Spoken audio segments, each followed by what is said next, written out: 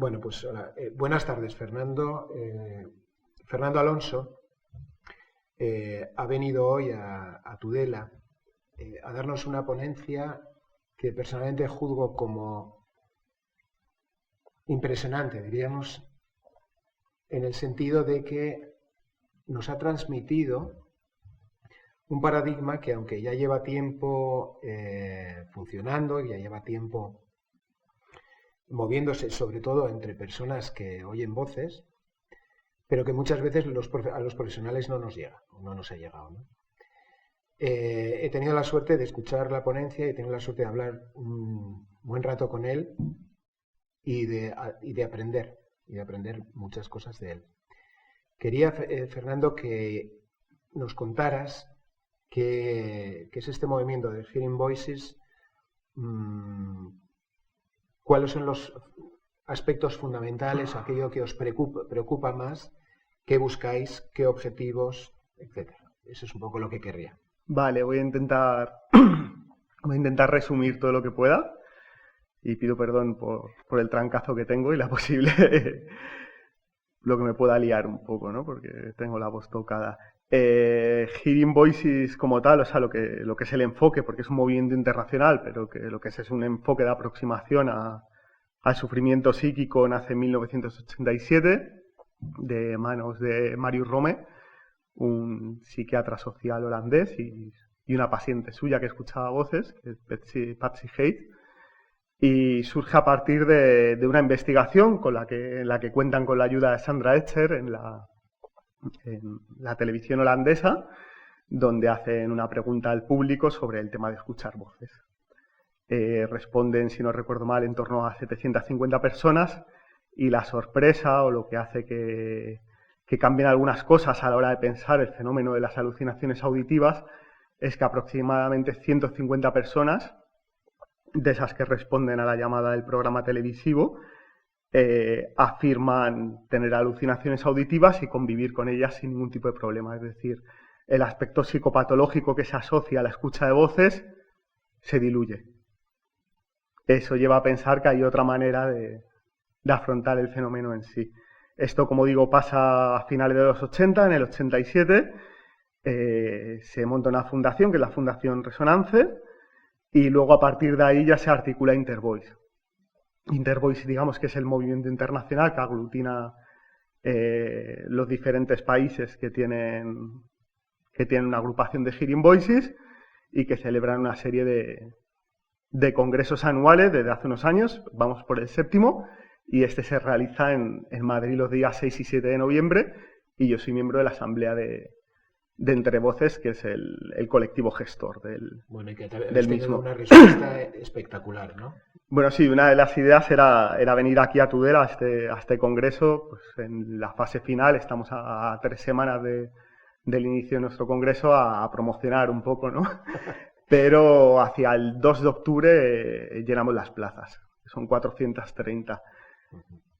Más allá de lo bien que podamos haber trabajado, que creo que es algo que se ha hecho bien, lo que nosotros queremos recalcar es el hecho de que 430 personas van a acudir a un congreso sobre escucha de voces en el que vamos a intentar abordar cuestiones de afrontamiento colectivo del sufrimiento psíquico y que hay más de 150 en lista de espera.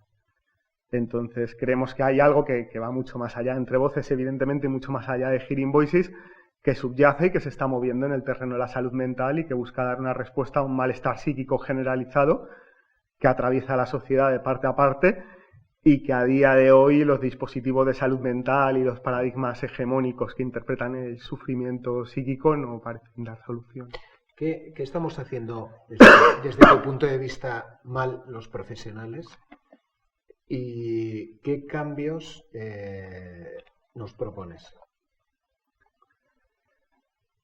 Es una pregunta complicada. ¿Qué estáis haciendo mal? O sea, yo tampoco me siento nadie para emitir ahora un juicio sobre qué se está haciendo mal desde lo público. Tú eres mucho más que nosotros. Quiero decir, el servicio va hacia ti.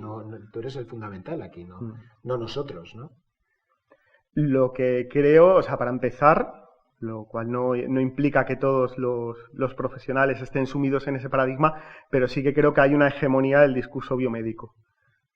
O sea, hay una hegemonía absoluta a la hora de interpretar el sufrimiento psíquico en clave de desequilibrios químicos, cargas genéticas, que bueno, a lo mejor este no es el espacio, pero bueno, no hay pruebas, no hay marcadores biológicos y tampoco hay pruebas objetivas de que eso sea así. De hecho, la diagnosis en salud mental no deja de estar basada en las apreciaciones personales y subjetivas del individuo, en este caso vosotros los profesionales que nos entrevistáis a nosotros, las personas que acudimos o los demandantes de servicios. En ese sentido hay un desajuste de realidad que deja de tener en cuenta muchas cosas. Para empezar, el contexto social que habitamos, o sea, como decía, esta mañana estamos en el sur de Europa, estamos en un contexto de casi emergencia social, de un crecimiento brutal de la desigualdad y de un conflicto en el que continuamente hay bajas. Y digamos que de alguna manera las bajas son de nuestro lado siempre. Y que esas bajas tienen un alto componente psíquico. Por otro lado, aparte del contexto, creo que no se atiende, o bueno, creemos desde Entre Voces, eso es una cosa que sí que está hablada de manera colectiva, creemos que no se atiende a la experiencia vital de las personas. Y que el trastorno psiquiátrico, en este caso, se dibuja de manera aislada, ¿no? Un poco como si fuera en el aire, como si fuera algo que viene de la nada y que no tiene que ver con la vida de las personas. Cuando nosotros pensamos en concreto que con el tema de las alucinaciones auditivas y los delirios, esas experiencias psíquicas enlazan directamente con la narrativa y con la biografía de las personas que las sufren o que las experimentan. Y ahí enlazo con la primera pregunta que has hecho, o sea, el enfoque de Hearing Voices, lo que pretende en primer momento es validar la experiencia real de las personas que escuchan voces. Con esto quiero decir que si yo digo que escucho voces, es que las escucho. Claro. Y el especialista no es nadie para negar esa experiencia. Es más, esa negación lo que hace es enrocar el problema. El paso que se da es intentar enmarcar esa experiencia en la vida de cada cual e intentar afrontarla para vivir de la mejor manera posible. Pero no creemos en ningún momento que pueda ser, como históricamente se ha venido hablando, como una sintomatología que es un acto de habla vacío, que no tiene que ver y que hay que erradicar y enmascarar bajo los fármacos, que esto daría para otro debate, que es la influencia de la industria farmacéutica en la psicopatologización, de la vida humana. Iba a decir de la sociedad, pero es que casi va más allá porque es de la experiencia del día a día. Uh-huh. ¿Y tú crees que los profesionales escuchamos? Creo que hay profesionales que escuchan, pero que la tendencia general es a no escuchar. Habría que plantearse por qué no se escucha. A veces no se escucha porque no hay tiempo, hay recortes y no hay directamente disponibilidad física de atender a los pacientes de una manera que yo creo que sea digna y que respete al otro, y también creo que a veces no se escucha por una mezcla de arrogancia, de ignorancia de otros paradigmas y de otras posibilidades de afrontar el sufrimiento psíquico, y por un estar metido en un rol donde el otro en cierta medida está incapacitado, ¿no? Entonces esa tarea de aprender a escuchar hay que articularla. O sea, tiene que haber un esfuerzo por parte de los profesionales que yo personalmente entiendo que si trabajan en el ámbito de la salud mental es por algo absolutamente vocacional, de desprogramarse de alguna manera y abrir las orejas, ¿no? Y sobre todo ensanchar la mirada a otras realidades, porque me remito al principio de lo que he dicho, o sea, la gente está mal y lo que hay no funciona. Si no, tú no montas un congreso tan específico como este que no tiene ningún tipo de patrocinio, que hay que pagar y se acaban las plazas. O sea, ahí hay un malestar que está ahí latente. Bueno, y quizá porque también la gente entienda que hay una respuesta, que lo que hablabais de compartir el sufrimiento, de entender el sufrimiento y ver a lo mejor qué experiencias uno ha conseguido que cambien, o sea, que experiencias de otros han conseguido que uno cambie su malestar, funciona. Funciona la comunicación entre iguales y la socialización de conocimientos. O sea, una de las cosas que este enfoque y muchos otros, tampoco me quiero centrar muchísimo en Hearing Voices porque es como, bueno, que parece que es la panacea o que es la moda. Bueno, ahora hay un congreso de Hearing Voices, pero hay otras muchas miradas de lo psíquico que tienen en cuenta algo tan evidente como que la persona que experimenta, ¿vale? que tiene todas estas sensaciones, percepciones, pensamientos, alucinaciones, como queramos llamarlo, es la persona que realmente es experta en ello.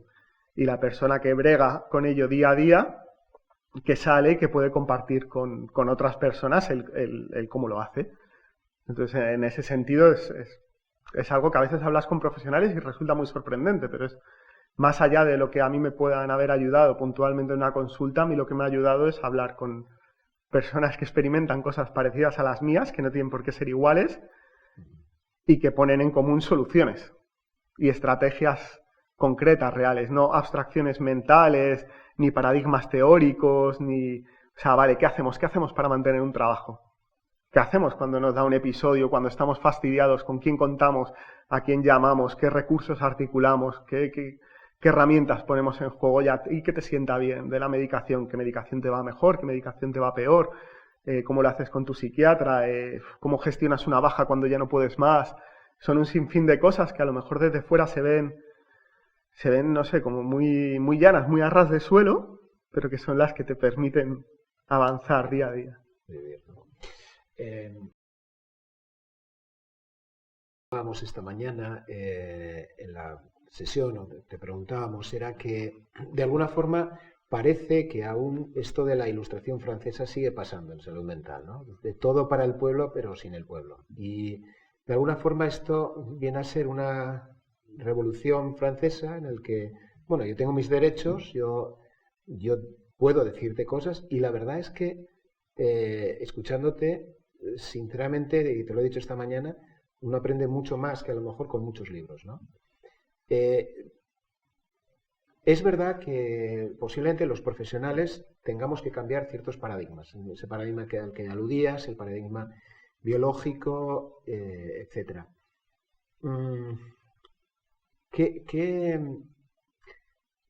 harías, o sea, qué dirías para que, porque tú has dicho al profesional, hay que oír, hay que escuchar, hay que tal. Pero el paradigma sigue ahí, es decir, uno estudia su carrera, le dicen que hay un problema de neurotransmisores a nivel del cerebro, que la esquizofrenia tal, que no sé qué, el diagnóstico, etcétera, ¿no? Es muy sencillo lo que hacéis. Es muy sencillo y es, bueno, buscar ayuda, disminuir el sufrimiento, y además con eso está bastante claro que disminuye mucho la necesidad de medicación, disminuyen las crisis y sobre todo se normaliza la vida y la estancia. Entonces, mi pregunta es, a mí me has convencido. ¿Cómo convencerías al resto? A ver, a ti te he convencido. Eso suena como suena. No, te he persuadido.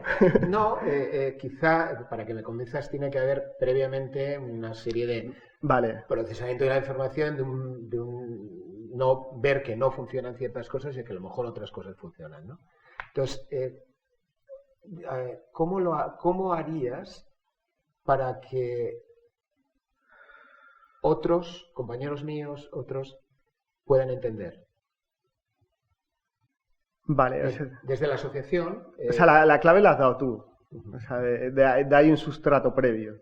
O sea, la cuestión, tengas la profesión que tengas, pero que entiendo que especialmente cuando se trabaja con personas, y más especialmente todavía cuando se trabaja con personas que sufren, debe haber una disposición crítica para revisar todo el rato no el propio discurso, sino los propios materiales y herramientas con los que se trabajan. Y eso parece que no se hace. Y ahí yo me planteo, esto es una cuestión personal, ya no hablo como miembro de Entre Voces, sino entra una cuestión ética. Es decir, si gente que trabaja en el ámbito en el que trabajáis vosotros no necesita continuamente una revisión de su conocimiento y un testeo. Y ahí voy. Y odio la palabra testeo, pero no se me ha ocurrido otra, ¿vale? ¿Funciona en realidad? O sea, este es el gran problema que tenemos hoy. ¿Funciona la psicología y la psiquiatría? Vuelvo a utilizar la palabra hegemónicas a día de hoy, es decir, remite el sufrimiento psíquico, los casos de enfermedad mental, hay cada vez menos diagnósticos y sobre todo hay cada vez menos medicación, porque entonces nos sentaríamos a hablar en otros términos. Entonces diríamos, vale, hay un avance significativo de este campo de la salud por el cual remite el número de personas diagnosticadas y de recursos que éstas consumen, en clave de ingresos, de psicofármacos, de de ratio de camas, de ratio de profesionales, pero no, sino que crece exponencialmente. O sea, nosotros hablamos en términos de epidemia, ¿no? Me parece muy curioso que el paradigma médico se haya trasladado, yo creo que acríticamente, a lo psíquico y no haya una revisión continuada de, oye, esto no funciona. Porque es que otro tipo de patologías orgánicas sí que remiten y esta no, esta crece. Y sin embargo, los nuevos medicamentos o los nuevos tratamientos o los nuevos manuales de diagnóstico se presentan como un avance continuado. Entonces, es todo tan complejo que nosotros hemos vuelto a lo simple, a tan simple, tan simple, tan simple, que es como, ¿qué está pasando aquí? O sea, que no funciona. O sea, ¿por qué no se progresa? Porque cada vez hay más gente diagnosticada, porque cada vez hay más sufrimiento psíquico en la sociedad, porque cada vez más gente conoce a alguien que ha tenido un ingreso, que está medicado a nivel de familia, de amistad, de compañeros de trabajo, de todo. ¿Cuál es el problema? O sea, el problema para mí, la base está en una epistemología muy débil, en un conocimiento insuficiente de lo psíquico y en un trasvase de lo médico, que ha generado una industria maravillosa, se han generado fundaciones, recursos, pero que en última instancia no solucionan el problema de base, que es, oye, yo sufro, ¿qué me ofreces? Entonces, ¿qué no me ofreces? Me lo busco yo por otro lado. Y ahí es donde surge, el activismo, por ponerle un nombre. Una cosa que has dicho, que has comentado esta mañana y que a los profesionales que estábamos allí, pues yo creo que nos ha dolido, porque entendemos que no hemos hecho el trabajo suficientemente bien, no hemos generado esa confidencialidad, esa confidencia que entre ese igual que está enfrente y que busca que yo le ayude a que su sufrimiento sea menor, es que muchas veces los profesionales no nos enteramos de lo que está pasando. Ahí está la libertad personal de que uno cuente lo que quiera contar de su vida y incluso de sus manifestaciones, de sus voces, y lo entiendo como una defensa personal, ¿no? Quizá si muchos psiquiatras o psicólogos fuéramos conscientes de esto, también podrían cambiar mucho las cosas, ¿no? Yo creo que en líneas generales los profesionales, muchos, como tú has dicho, tenemos una vocación y tenemos ganas de ayudar. Quizá con paradigmas que hemos estudiado no haya sido la mejor forma de ayudar.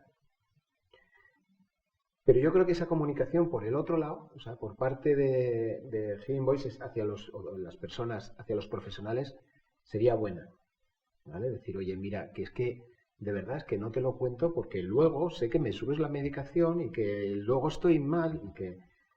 Entonces, a mí me parece que quizá pueda ser interesante el que esa comunicación no solamente sea de allí para aquí, sino también de aquí para allí, en los dos lados, ¿no? Que tú puedas plantear, oye, no te lo digo y no te lo digo es por esto. ¿Me explico? ¿Habéis planteado en el movimiento quizá entre comillas, un planteamiento para los profesionales convencidos, para los profesionales? Es que el problema, una vez más, está detrás. Y me explico. A lo que te refieres esta mañana es cuando he explicado el tema de los espacios de seguridad. Sí. Que lo retomo. O sea, lo que promueve Hearing Voices al final son grupos de apoyo mutuo en salud mental. ¿Vale? Vuelvo a utilizar la misma expresión de antes, estrategias colectivas de afrontamiento del sufrimiento psíquico. ¿Por qué funcionan los grupos de Hearing Voices? Porque hay investigaciones cualitativas bien diseñadas que reflejan esos beneficios, porque los grupos se convierten en un espacio de seguridad. ¿Cuál es el problema? Que no hay espacio de seguridad fuera. La alternativa sería un espacio de seguridad en la consulta. En la consulta pública a día de hoy no hay un espacio de seguridad. ¿Por qué? Porque no hay una confianza recíproca. Esa confianza es la que imposibilita que yo te pueda decir, mira, yo no te voy a contar todo. La cuestión es que no te la cuento de facto. O sea, es un hecho consumado. ¿Por qué? Porque hay una asimetría brutal. Porque el otro tiene un poder que tú no tienes. ¿No? O sea, decía... Está claro, pero si el profesional es bien intencionado y tú le dices, mira, no te lo cuento porque a lo mejor generas un cambio en el profesional. A eso me refiero.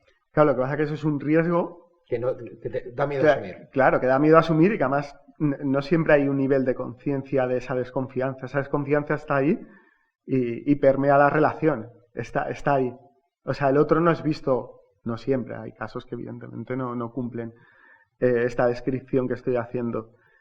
Pero la cuestión es que cuando tú vas a una consulta de un profesional, no sé cómo están las cosas en Tudela, yo conozco cómo están las cosas en Madrid, las visitas son ocasionales. Sí, y en última instancia lo que suelen ser es un ajuste, subida, bajada de medicación. De hecho, muchas veces hacemos la analogía con ir al camello. Y sé que suena fatal, pero nosotros lo entendemos mucho y muchos profesionales también. O sea, es como que el Seroquel, bien, venga, te lo bajo, te lo cambio, necesitas algo para dormir, metemos Orfidal, no, oye, mira, ha salido el Invega, quitamos el Risperdal, ahí no hay una alianza terapéutica real. Entonces, en ese contexto no tiene sentido decir, oye, mira, yo no te voy a contar que es que escucho voces y más o menos ahora lo llevo porque me puede subir la medicación, o yo no te voy a contar esto o aquello. La cuestión es qué podemos hacer para generar espacios de confluencia donde esa simetría se rompa de cuajo, donde esté rota, donde el otro no sea un sujeto que es depositario de un poder que en un momento dado puede ejercer sobre ti. O sea, la amenaza de poder condiciona las relaciones sociales y la relación en una consulta es una relación social de a dos, ¿no? Entre dos personas. Sí, pero yo creo que en ese sentido sí hay mucho profesional, quizá más joven, en el que esa simetría pienso que va desapareciendo cada vez más. Evidentemente, si tú me lo cuentas, es que no, pero quizá las nuevas generaciones a lo mejor sí entienden, en contra de ese médico paternalista de antes, entienden que somos personas y nosotros somos los dadores de un servicio que tú necesitas, ¿no? Para disminuir tu sufrimiento. No lo sé, yo entiendo que busquéis ese espacio, pero yo también creo que muchos profesionales, una vez oído lo que tú has dicho esta mañana, y lo he hablado con profesionales después de terminar, dicen es que tenemos mucho que pensar y tenemos mucho que reflexionar y hay que cambiar ciertas conductas, ¿no? No lo sé. Te lo dejo ahí, entiendo el espacio de no, o sea, también acoto mi intervención, o sea, esto no es un juicio sumario. No, y digo, claro, esto se produce en todas y cada una de las consultas de la sanidad pública, pero esa asimetría existe, y esa asimetría es una sombra que está y que habría que revisar. O sea, al final el otro tiene un poder que tú no tienes. Tiene un poder para obligarte legalmente a tomar la medicación llegado a un punto. Tiene un poder para invocar a tu familia, tiene un poder que no tienes. Entonces, oye, la relación es asimétrica. Es asimétrica, entonces es el otro el que tiene que trabajar, el profesional, para intentar nivelarla. Y ahí la pelota está en vuestro tejado, porque yo no os puedo decir cómo se hace. Estoy de acuerdo, estoy muy de acuerdo en eso. Es complicado. Muy bien. No sé si quieres añadir algo más. Bueno, lo único es, no hay plazas para el Congreso, pero sí anunciar que vamos a intentar grabarlo con la mejor calidad posible, que esperamos para principios de año, bueno, a lo mejor entrada la primavera, difundirlo libremente en las redes y animar a la gente que nos pueda ver a visitar entrevoces.org, donde hay una sección de materiales que está dedicada exclusivamente a todos estos temas de escucha de voces. Hay también un blog donde hay textos, vídeos e intervenciones varias de los ponentes que van a participar y sobre todo ampliar la mirada mucho más allá de Hearing Voices y estar atentos a otras maneras de afrontar lo que se llama enfermedad mental y cambiar no solo el lenguaje sino los términos en los que se plantea y se trabaja con ello. Y creo que es un buen momento histórico, que están cambiando cosas. Llevo un montón de años militando en esto y de verdad que ahora sí que veo gestos y movimientos y no sé, y ahora sí que veo una escucha por parte del otro y un reconocimiento de, oye, sabemos de lo que hablamos.